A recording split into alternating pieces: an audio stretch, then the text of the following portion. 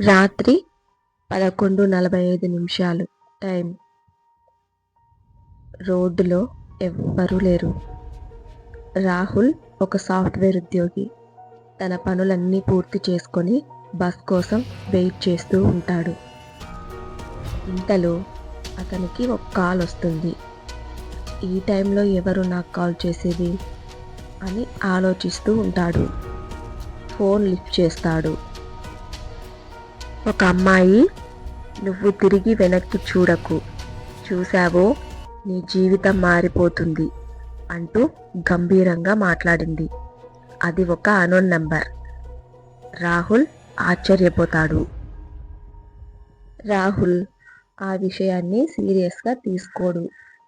ఎవరైనా మా ఫ్రెండ్స్ ఇలా కాల్ చేసి ఫ్రాంక్ చేస్తుంటారు అని అనుకొని అక్కడి నుంచి వెళ్ళిపోతాడు.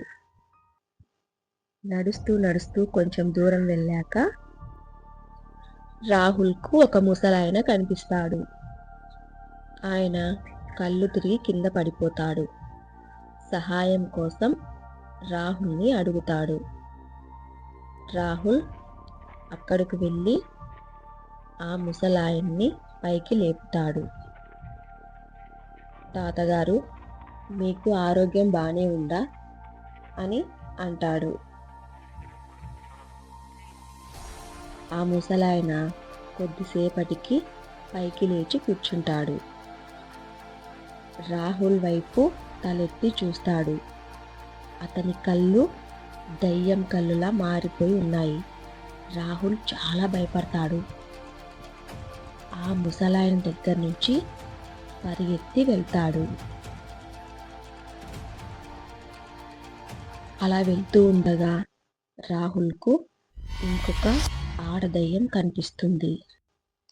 ఆ దయ్యం ఎర్ర చీరలో, చేతిలో ఒక పాత ఫోన్తో నిలబడి ఉంటుంది.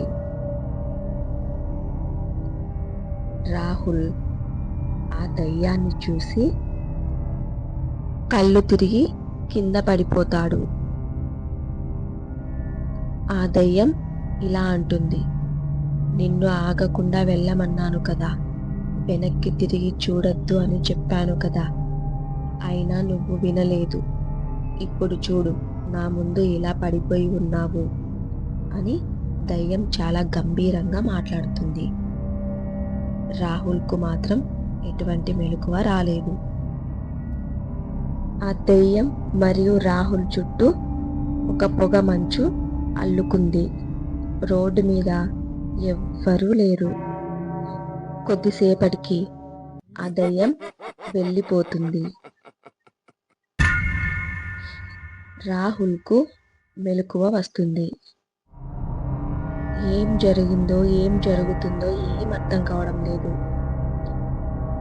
ఆ దెయ్యం వెళుతూ వెళ్తూ ఆ పాత ఫోన్ని అక్కడ పాడేసి వెళ్ళిపోయింది. ఇక రాహుల్ బ్యాగ్ చిందరవందరగా పడిపోయి ఉంటుంది. ఫోన్ మొత్తం డ్యామేజ్ అయిపోయి డిస్ప్లే పోయి ఉంటుంది. వాటిని చూస్తూ అలా నిలబడిపోతాడు రాహుల్. ఈ కీప్యాడ్ ఫోన్ ఎవరిదబ్బా అని ఆలోచిస్తాడు రాహుల్. ఇంతలో పోలీసులు రాహుల్ దగ్గరికి వస్తారు. "ఏం జరిగింది బాబు" అని అడుగుతారు రాహుల్ని. రాహుల్ ఏం సమాధానం చెప్పడు. అందులో ఒక కానిస్టేబుల్ ఆ కీప్యాడ్ ఫోన్ చూసి ఇలా అంటాడు, "ఇక్కడ 4 ఏళ్ల కిందట ఒక యాక్సిడెంట్ జరిగింది. ఆ యాక్సిడెంట్లో ఒక తండ్రి కూతురు చనిపోయారు.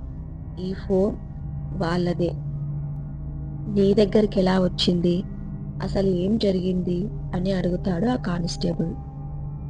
రాహుల్ వాటికి ఎటువంటి సమాధానం ఇవ్వడు.